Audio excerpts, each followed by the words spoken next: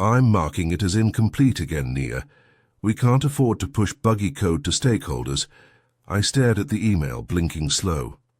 Buggy? I'd run QA tests twice, logged every pass, even flagged 3 UI redundancies before they ever saw daylight. What was buggy was her leadership, stitched together with buzzwords, borrowed brilliance, and just enough tech jargon to seem competent in a room full of men nodding too hard.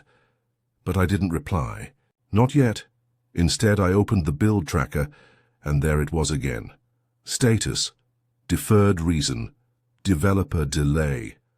Her name sat comfortably in the approved by column, untouched. I leaned back in my rolling chair, the one with the right wheel that always scraped like it had a limp. Third delay this quarter.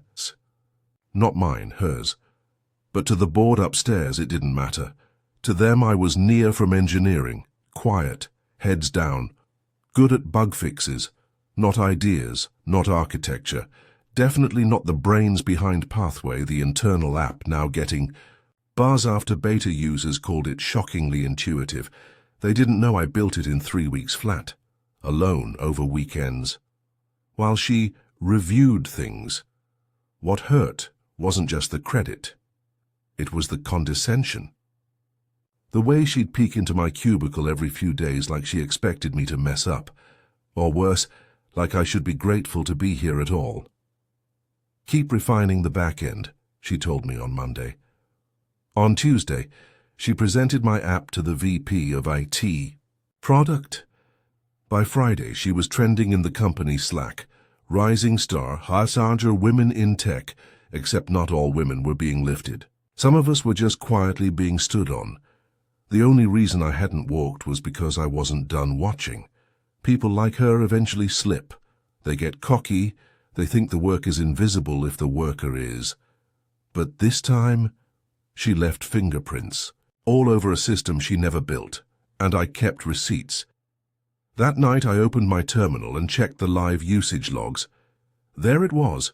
The launch code she pushed had a timestamp, 1:42 a.m., the night she swore she was on PTO. And the IP? Still pinged from my dev instance, the one tied to my private sandbox server. The one she never had access to, unless she bypassed the credentials, which meant either she cloned my code or used my login. Either way. She thought quiet meant naive. She was wrong. The next morning my coffee tasted different, bitter, like it had picked up on my mood before I even added the creamer. I didn't speak during the stand-up. Just typed notes and nodded at her voice, chirping through the screen like she hadn't stabbed me in code. And once we finalize the widget flow, I'll have Nia circle back on the back-end latency. She's still polishing a few parts. Polishing, I'd optimized that function 4 commits ago. Every word she spoke was dipped in suggestion, like I was still catching up, still just the helper. And no one questioned it. Not the director, not the UI lead. They just nodded along, eyes glazed, caffeinated and complicit. After the call, my DMs lit up. Nice work getting that latency fix. She said you've been working late. Mad respect. Late? The only thing late was the launch, because she wouldn't approve the release ticket. And now she was flipping the narrative into some rags-to-recognition story. She even dropped, "We've been building quietly," in a LinkedIn post that afternoon. But here's what she didn't know. I'm the kind of quiet that listens to servers hum, that notices when metadata changes by milliseconds. I see everything, and I save everything. By 3 p.m. I was logged into the dev logs through a tunnel shell, clean encrypted, with snapshots of every commit ID from the past 60 days. Log, Ralmundra 87C4, unauthorized push, user, admin tempi froze. Admin temp wasn't a dev account. It wasn't a tester or staging alias. That login was created after the release had been locked, and the code commit attached to it? It was mine. Copied, renamed, obscured, just enough to look like it had been touched. Sloppy, I opened the terminal and began documenting. Screenshots, timestamps, file diff views, showing exactly what had been lifted. Whole components renamed and from Nia tools to core handler JS. But under the hood it was still my syntax, still my logic, still my late-night sweat. She hadn't built anything. She just rearranged the furniture and called herself an architect. I closed the lid of my laptop when I heard the knock. "Hey, Nia," she said, leaning around my cube like we were cool. "Just checking. Did you finish cleaning up that object handler? I told the CTO you were finalizing it." I looked up, slow, then smiled. "Almost done. Just tying up loose ends." She nodded, smug and sweet like sugar that had turned to sand. "In your mouth." Then walked away. I watched her retreat, her heels clacking with a kind of confidence that didn't come from competence, just privilege. The kind that assumed I didn't know better, that I wouldn't notice the shadows under her stardom. But now I had the receipts, the login traces, the pull request she never should have had access to. And I wasn't just tying up code, I was packaging the truth. By Monday, the tech floor smelled like stale coffee and ambition. People were buzzing about. The board visit. Some executive VP from the Bay flying in to review emerging products. Translation: she was about to stand in a glass room, take a bow for something I built, and smile for a photo that'd show up in Wired before the month was out. But something else had arrived that morning. An email. Subject: confidential. Inquiry.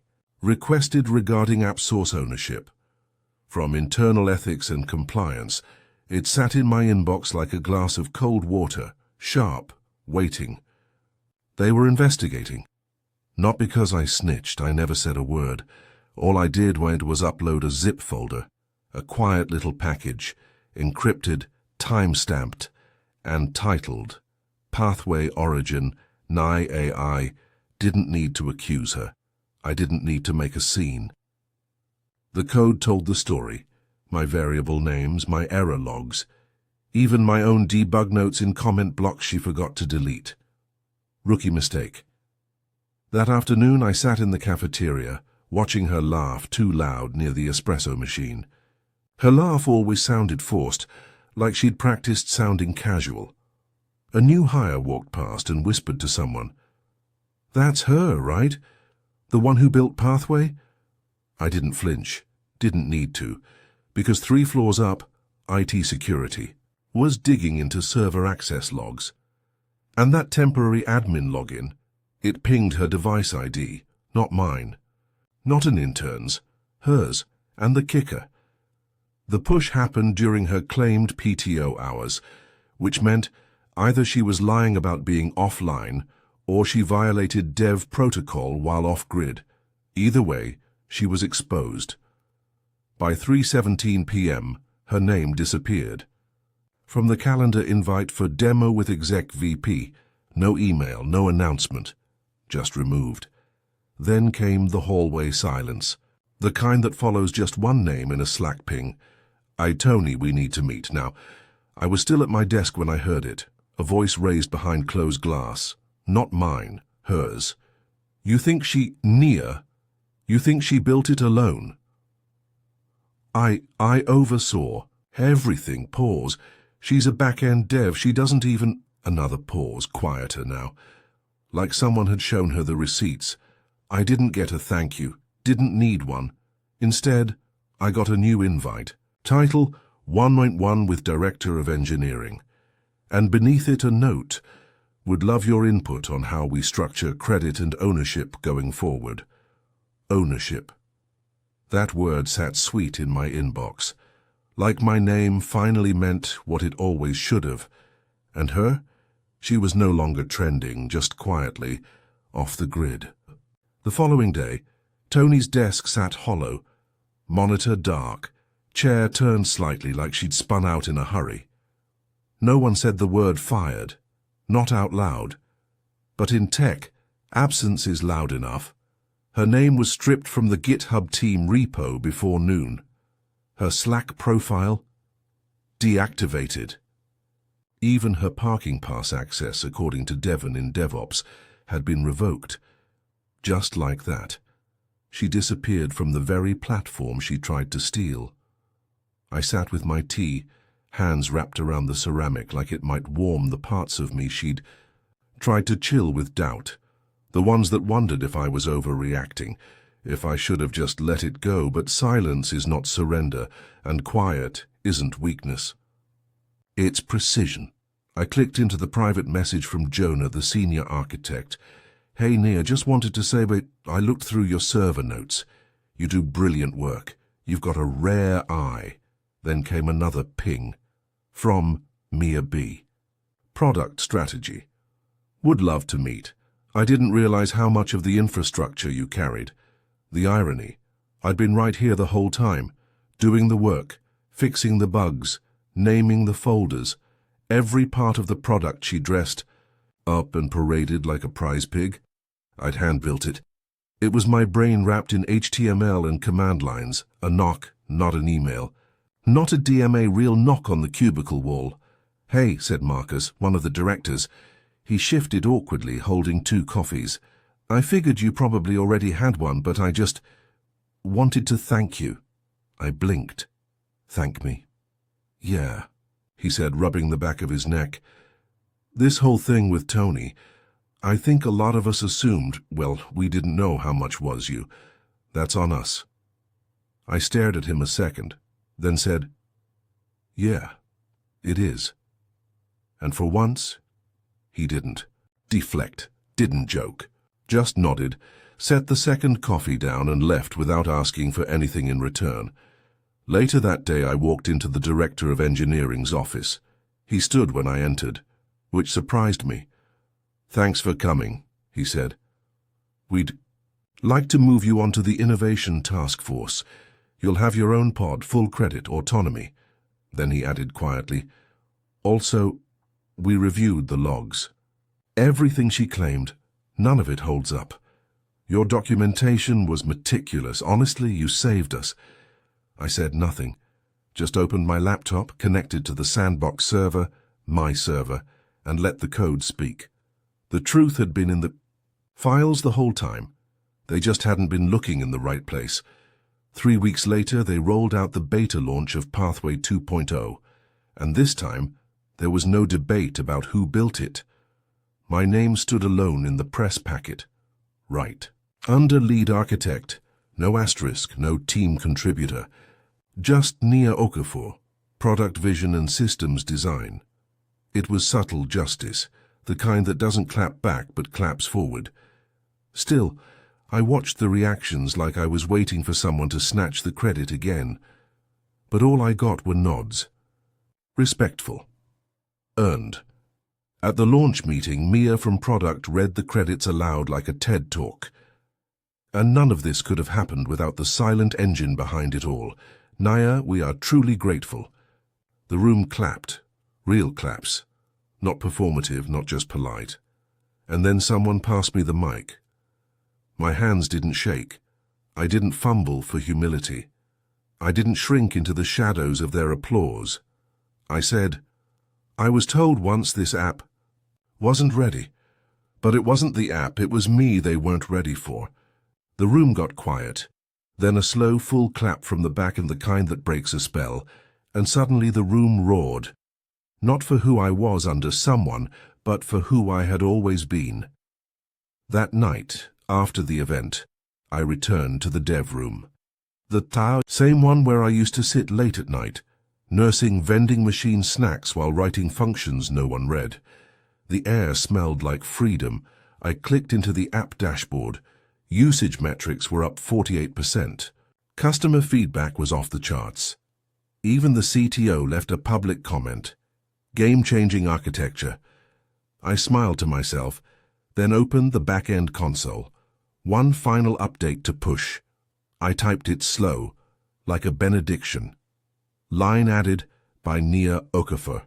June 3rd, 2025. Still here. Still building, still watching. Then I hit deploy. The thing about being erased is people start to forget you were ever there to begin with. Tony thought she'd pulled that off, and to most of the company she had, but not everyone forgot. 2 weeks after my deployment update, I got a lunch invite from Cam, one of the older engineers. He was quiet, low-key, always fiddling with API response times and never in the gossip circles. But he'd been around long enough to see the gears turning before the public saw the clock. We sat on a bench outside the campus atrium, each of us with a sad salad and a little plastic fork. He cleared his throat and said, "I knew it was you." I glanced up. "Pathway," he said. "The first version, I saw the commit history, saw the comment tags. Nia Utils JS? Come on," I cracked. A small smile. "She renamed it to Core Handler. Thought I wouldn't notice." Cam scoffed. "They always think we won't notice, but the ones who build, we know." He looked at me for a long second. Not pitiful, not impressed, just clear. "She ever say thank you?" I shook my head. "Figures," he said. After lunch, I found myself walking back through old commits, not for spite, just to remember. Because when you're the one who builds quietly, even you can forget how much you've done. I pulled up my old folder tree, Sandbox V1.0 Enia prototypes, unused inside, were sketches, widgets that never made the cut, login screen animations, a calendar overlay. All things Tony said were too ambitious. I opened the calendar overlay file. It was beautiful, still functional, still clean, still mine. So I opened a new branch. Feature. Near calendar overlay pushed it to staging, sent the team a ping. 10 minutes later, Mia replied, "Why haven't we used this before?" "Launch it." Cam added an emoji and typed, "She's been holding out on us." I leaned back and breathed. For once, nobody was asking me to explain. Nobody was blocking. Nobody was taking. They were just listening. Later that day, I got another calendar invite.